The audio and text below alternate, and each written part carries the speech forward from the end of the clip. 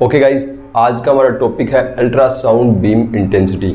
आज के टॉपिक में हम जानेंगे कि अल्ट्रासाउंड बीम की इंटेंसिटी क्या होती है, इसे कैसे मेज़र किया जाता है, और इसके अलावा हम रिलेटिव इंटेंसिटी जिसे हम डेसीबेल या बेल में मेजर करते हैं उसको कैसे मेज़र किया जाता है। तो चलिए चलते हैं। आज का हमारा टॉपिक है अल्ट्रासाउंड इंटेंसिटी।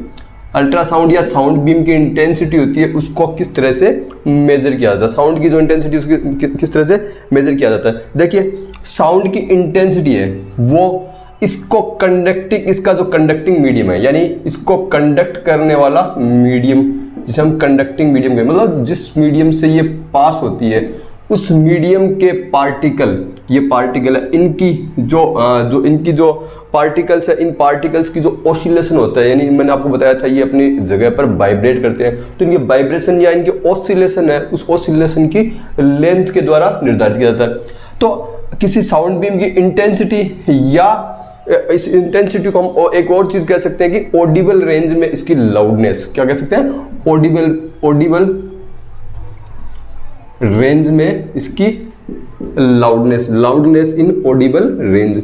इस ऑडिबल सुनने योग्य जो रेंज है, इसके अंदर कितनी तेज आवाज आ रही है, उसी को हम इंटेंसिटी बोलेंगे। देखो, जितने ज्यादा इनके जो कंडक्टिंग मीडियम है, इसके जो पार्टिकल है, उन पार्टिकल का जितना ज्यादा ऑसिलेशन होता है उतना ही ज्यादा क्या होता है, इंटेंस बीम होती है। तो more oscillation of particle of conducting medium, इससे क्या होगा, more intense beam. Sound beam उतनी ज्यादा क्या होगी, इंटेंस होगी, उसकी इंटेंसिटी उतनी ज्यादा होगी। कैसे, मान लीजिए, देखिए ये कोई साउंड बीम है और इसके जो इनकी जो ऑसिलेशन की बात करिए बहुत ही स्ट्रॉन्ग है, और ये इस तरह से है, बहुत ही ज़्यादा पास में संपीड़न है, और ये विरलन हो गया, रेरिफिकेशन हो गया, ये वापस संपीड़न हो गया। इसी तरह से एक और बीम है जिसमें इन संपीड़न है, इन संपीड़न की जो इंटेंसिटी है वो कम है, मतलब यहाँ पे इंटेंस तो है लेकिन थोड़े कम है, इनके बीच ज़्यादा डिस्टेंस है, और फिर यहाँ पे ये कम हो गया। तो ये क्या कहलाती है, ये हाई इंटेंसिटी बीम कहलाती है। ये क्या कहलाती है, हाई इंटेंसिटी बीम कहलाती है। और इसी तरह से ये लो इंटेंसिटी बीम है। अगर हम इनकी तरंग दैर्ध्य वेवलेंथ देखें तो इनके जो दो संपीड़न है उनके बीच में मान लो डिस्टेंस 1 मिलीमीटर है, और यहाँ पर भी दो संपीड़न बीच की क्या 1 मिलीमीटर है, यानी इन दोनों बीम की फ्रीक्वेंसी वेवलेंथ एक समान है। फ्रीक्वेंसी क्या है, इनकी जो वेलोसिटी है, फ्रीक्वेंसी और वेवलेंथ सब एक समान है, लेकिन ये बीम क्या होगी रे, ये ज़्यादा इंटेंस होगी, ये कम इंटेंस होगी। क्यों? क्योंकि इसके अंदर जो पार्टिकल्स के ऑसिलेशन है ये क्या हो, बहुत ज़्यादा हो रहे हैं, इसके अंदर संपीड़न विरलन क्या है, बहुत ज़्यादा इसके अंदर है। तो पार्टिकल ऑसिलेशन ज़्यादा है, इसके अंदर ये क्या होगी, हाई इंटेंसिटी बीम होगी, ये लो इंटेंसिटी बीम होगी, जबकि इनकी फ्रीक्वेंसी, वेलोसिटी और इनकी जो वेवलेंथ है वो सब एक समान है। अब एक चीज़ और देखिए, साउंड बीम की इंटेंसिटी है, इंटेंसिटी को किसके द्वारा दिया जाता है, देखो इंटेंसिटी को वाट पर सेंटीमीटर स्क्वायर या स्क्वायर सेंटीमीटर के द्वारा दिया जाता है। किसके द्वारा, वाट पर सेंटीमीटर स्क्वायर या स्क्वायर सेंटीमीटर के द्वारा दिया जाता है। देखो, वाट यहाँ पर क्या पावर को बताता है, सेंटीमीटर यहाँ पे एक सीजीएस मात्रक है, तो ये एक एसआई और जो सीजीएस मात्रक है इनका क्या होता है, एक कॉम्बिनेशन है, एक मिक्सचर है। वाट जिसमें एसआई मात्रक में हो गया और सेंटीमीटर स्क्वायर क्या हो गया, एक सीजीएस मात्रक हो गया, तो एक मिक्सचर होता है एसआई और सीजीएस मात्रक का, उसके रूप में हम इसको देते हैं, जहाँ वाट पावर को बताता है, सेंटीमीटर स्क्वायर हम स्क्वायर एरिया को बता रहे हैं। तो ये क्या है, ये इसकी जो यूनिट हो गई, ये क्या होगी, इसकी यूनिट होगी। ओके, देखिए साउंड इंटेंसिटी के बारे में हमने पढ़ लिया। एक टर्म और होती है रिलेटिव साउंड इंटेंसिटी। ये क्या होती है? देखिए साउंड इंटेंसिटी होती है, उसको हमने पढ़ लिया कि ये किसको बताती है? लाउडनेस को बताती है, या जो पार्टिकल जो इसका जो कंडक्टिंग मटेरियल है उसके पार्टिकल के ऑसिलेशन की लेंथ को बताती है। इसकी यूनिट भी हमने देख ली थी साउंड इंटेंसिटी की, वाट पर सेंटीमीटर स्क्वायर इसकी होती है। ये रिलेटिव साउंड इंटेंसिटी क्या होती है? देखो इसको डेसिबेल में मापा जाता है। किस मापा जाता है? डेसिबेल। वास्तव में इसको बेल में मापा जाता है, जिसे बी से रिप्रेजेंट किया जाता है। ये एक बड़ा मात्रक होता है, इसलिए हम क्या करते हैं, इस बेल का 1/10 पार्ट होता है उसको ले लेते हैं और इसे हम क्या कह देते हैं? डेसीबेल। डेसी का मतलब 1/10 पार्ट ऑफ बेल, एक बेल का 10वां भाग ये डेसीबेल कहलाता है। देखो ये जो डेसीबेल है ये एक रिलेटिव रिलेटिव यूनिट होती है। ये क्या होती है? रिलेटिव यूनिट होती है। ये कोई एब्सोल्यूट यूनिट नहीं होती है, एब्सोल्यूट यूनिट नहीं होती है। क्या होती है? रिलेटिव यूनिट होती है। मतलब दो साउंड बीम की इंटेंसिटी है, उन इंटेंसिटी का कंपैरिजन किया जाता है, और वो भी किस तरीके से? लॉगरिथमेटिकली कंपैरिजन किया जाता है।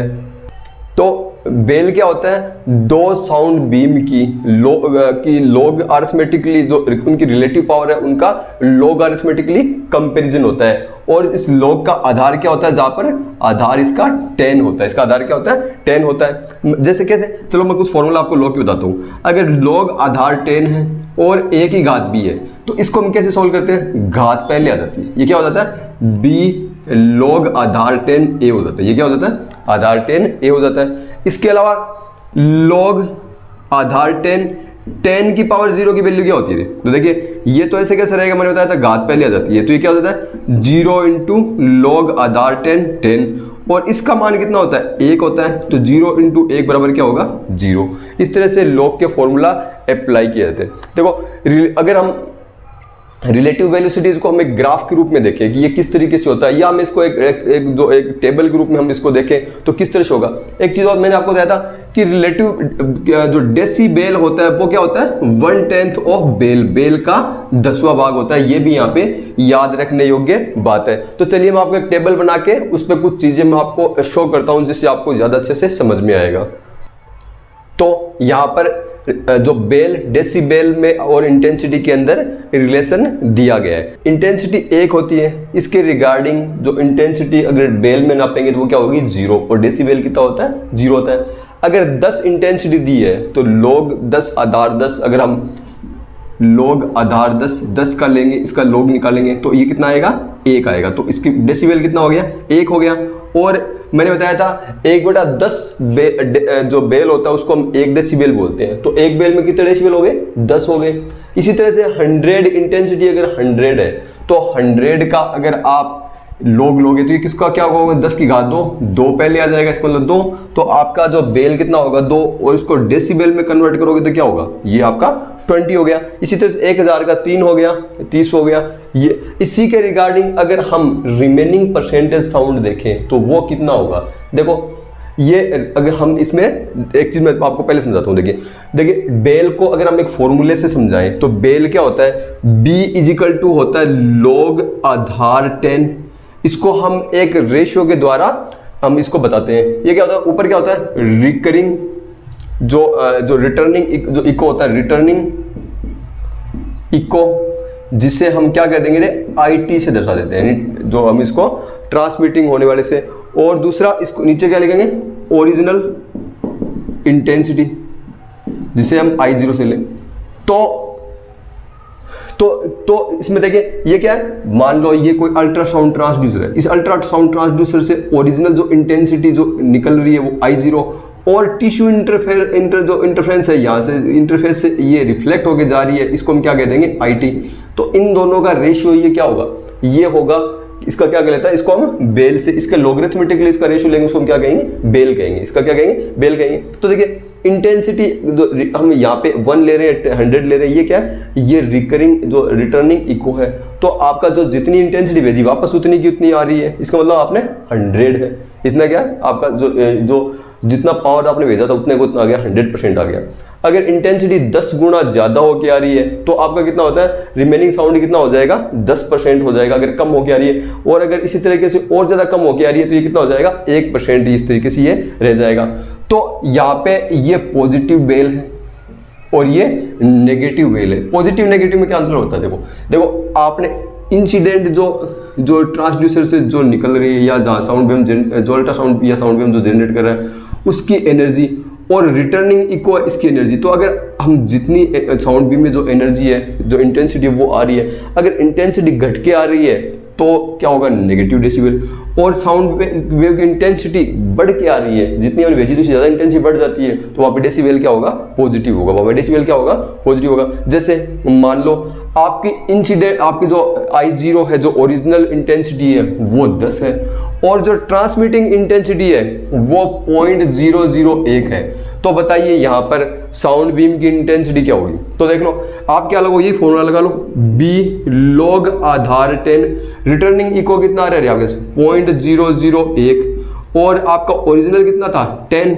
ओके चलो इसको आप आधार 10 करोगे, इसको अपन इसका इसमें भाग दे दोगे, ये क्या हो जाएगा 0.0010 और आ जाएगा।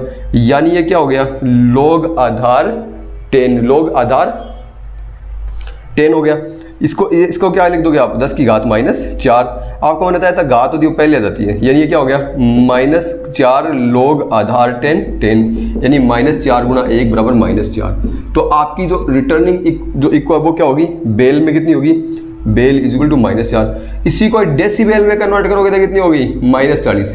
यहाँ पे माइनस क्या दर्शा रहा है कि आपकी जो रिटर्निंग इक्वल है उसकी इंटेंसिटी क्या हो रही है, कम हो रही है। क्या हो रही है, कम हो रही है। तो देखिए पॉजिटिव डेसिबल होगा, अगर पॉजिटिव बेल या डेसिबल है या पॉजिटिव साउंड में जो मतलब इसके अंदर डेसिबल पॉजिटिव है, तो ये क्या बताता है, gain in power, gain in power यानी पावर में आपकी बढ़ोतरी हो रही है। और नेगेटिव डेसिबल अगर होगा या बेल जो होगा, इसका मतलब क्या बता रहा है, ये लॉस इन पावर, ये पावर में लॉस को बताता है।